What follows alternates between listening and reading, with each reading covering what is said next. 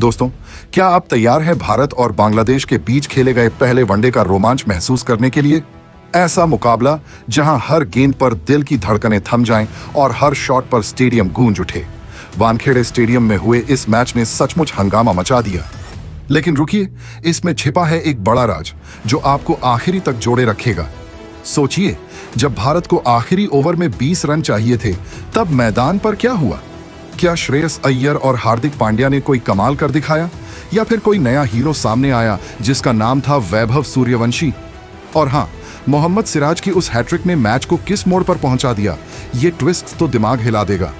एक बात पक्की है, अगर आप सच में क्रिकेट के दीवाने हैं तो ये वीडियो बिल्कुल भी मिस नहीं कर सकते।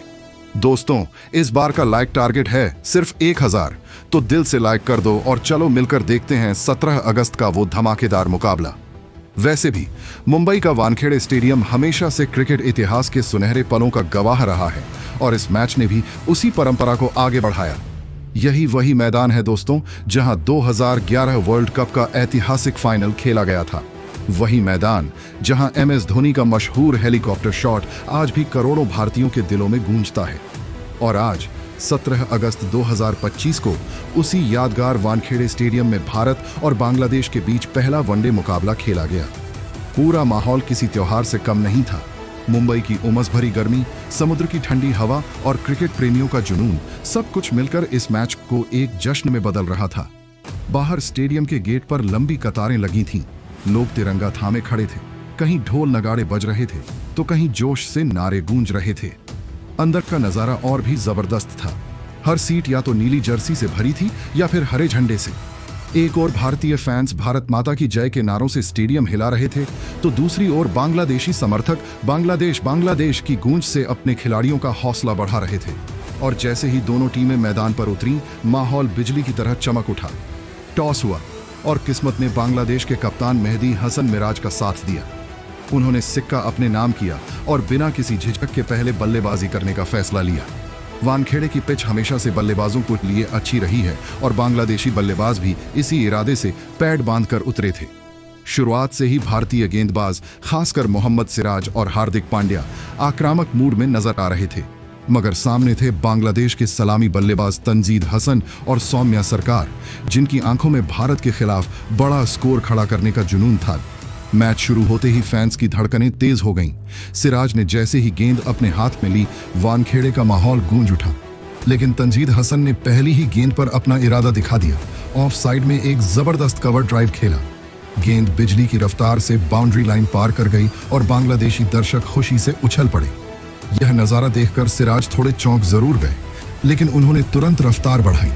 अगली ही गेंद पर और तेजी के साथ उन्होंने फुल लेंथ गेंद डाली। तंजीद ने बल्ला घुमाया और गेंद सीधी दर्शक दीर्घा में जाकर गिरी। पूरा स्टेडियम एक पल को सांसें रोककर देखने लगा। क्या बांग्लादेश आज कुछ बड़ा करने वाले हैं? सिर्फ 2 गेंदों में 10 रन आ गए और बांग्लादेश की पारी धमाकेदार अंदाज में शुरू हो चुकी थी। पावर प्ले के शुरुआती 6 ओवरों में बांग्लादेशी बल्लेबाजों ने भारतीय गेंदबाजों की जमकर खबर ली। हर ओवर में चौके छक्के बरस रहे थे और स्कोर कार्ड तो मानो किसी T20 मैच की रफ्तार से भाग रहा था। मोहम्मद शमी इस मैच में मौजूद नहीं थे, लेकिन सिराज, हर्षित राणा और हार्दिक पांड्या पर ऐसा दबाव बना कि कप्तान रोहित शर्मा भी लगातार गेंदबाजों में बदलाव करने लगे। पावर प्ले खत्म होते होते बांग्लादेश ने 80 रन जोड़ दिए और भारतीय फैंस के चेहरे पर टेंशन साफ नजर आने लगी। लेकिन तभी खेल का रंग बदल गया। 7वें ओवर में मोहम्मद सिराज ने अपनी असली क्लास दिखा दी। उन्होंने तंजीद हसन को एक बेहतरीन इन स्विंग यॉर्कर से बोल्ड कर दिया। गेंद बल्ले के नीचे से निकलकर सीधा मिडिल स्टंप से टकराई और उड़ती हुई बेल्स ने आतिशबाजी का नजारा पेश कर दिया। मोहम्मद सिराज ने विकेट मिलते ही जोरदार अंदाज में जश्न मनाया और पूरी भारतीय टीम खुशी से उनके पास दौड़ पड़ी। तंजीद ने 34 गेंदों में ताबड़तोड़ 48 रन बनाए थे, जिसमें 7 चौके और 2 छक्के शामिल थे। उनके आउट होते ही बांग्लादेश का स्कोर 95 रन पर 1 विकेट हो गया। स्टैंड्स में बैठे भारतीय दर्शक झूम उठे और पूरे स्टेडियम में सिराज सिराज के नारे गूंजने लगे। लेकिन सिराज का जादू यहीं खत्म नहीं हुआ। अगली ही गेंद पर उन्होंने सौम्या सरकार को भी चकमा दिया और गेंद सीधी स्लिप में खड़े विराट कोहली के हाथों सुरक्षित चली गई। यह डबल झटका था और अचानक बांग्लादेश का स्कोर 95 पर 2 हो गया। इस पर लगने लगा कि भारत ने मुकाबले में वापसी कर ली है, मगर बांग्लादेश का मिडिल ऑर्डर कुछ और ही इरादे लेकर उतरा था। नजमुल हुसैन शंतो और तौहिद हरिदोय ने आते ही भारतीय गेंदबाजों की जमकर खबर ली। शंतो ने कुलदीप यादव की गेंद पर ऐसा शानदार रिवर्स स्वीप खेला कि गेंद सीधी थर्ड मैन बाउंड्री पर जाकर टकराई। वहीं तौहिद हरिदोय ने हार्दिक पांड्या के एक ओवर में लगातार 3 चौके जड़ दिए। 15वें ओवर तक स्कोर 160 रन के पार पहुंच चुका था और वानखेड़े का माहौल गर्माहट से भर गया। भारतीय फैंस हैरान थे कि आखिर गेंदबाज रन रोक क्यों नहीं पा रहे हैं, मगर तभी एक बार फिर मोहम्मद सिराज गेंदबाजी के लिए आए और खेल की दिशा बदल दी। सिराज ने इस बार शंतो को एक शानदार ऑफ कटर फेंकी। गेंद ने बल्ले का हल्का सा किनारा लिया और सीधे विकेटकीपर केएल राहुल के दस्तानों में समा गई।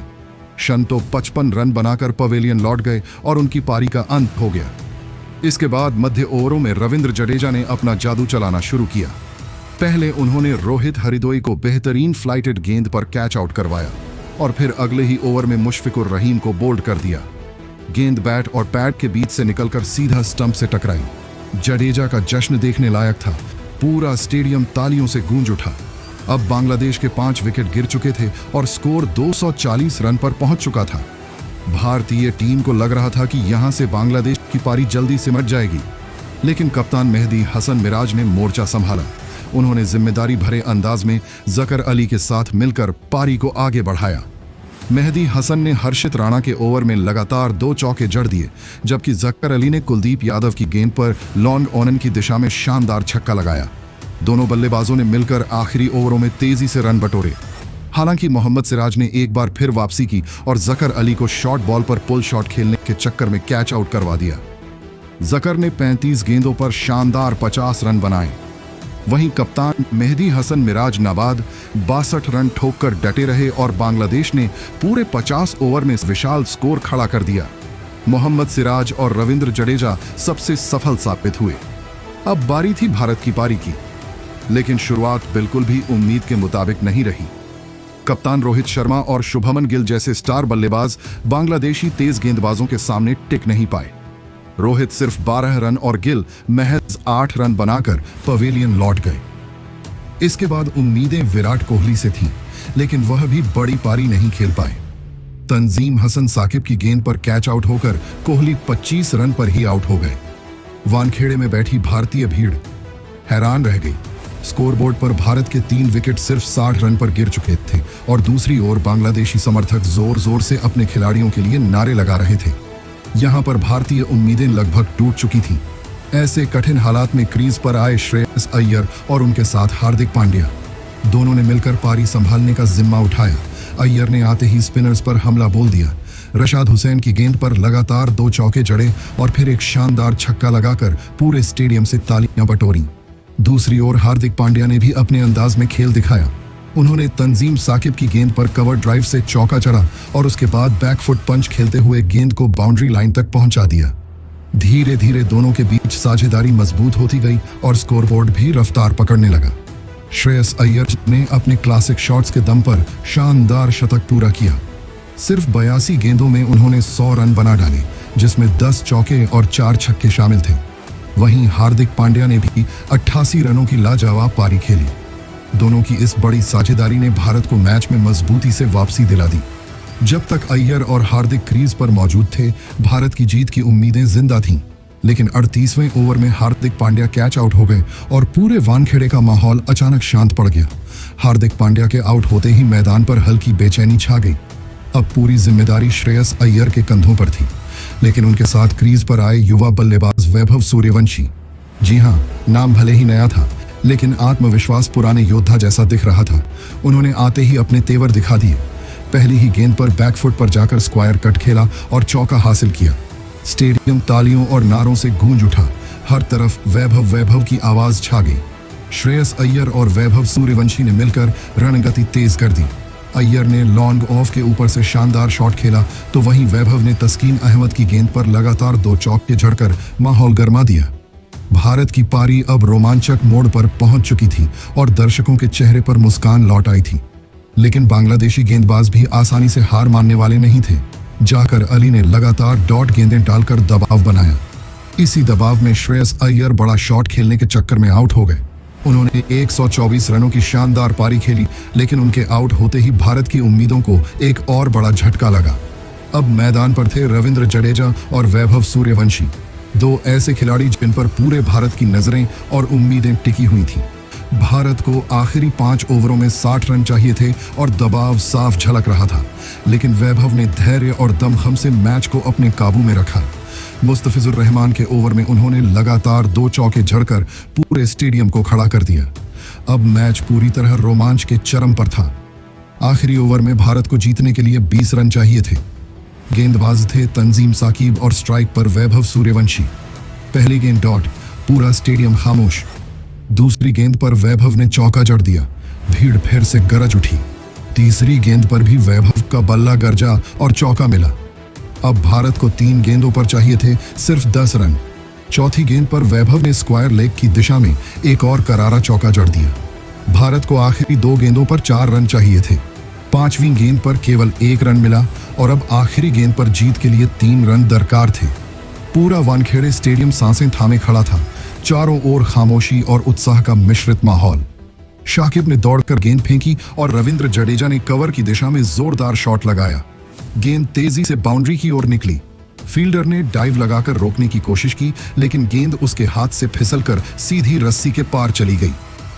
चौका लगा और भारत ने यह रोमांचक मुकाबला जीत लिया।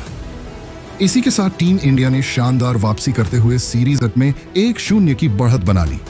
तो दोस्तों, भारत की इस बल्लेबाजी को देखने के बाद आप क्या सोचते हैं और आप टीम इंडिया को इस प्रदर्शन के लिए 10 में से कितने अंक देंगे? अपनी राय हमें कमेंट में जरूर बताइए।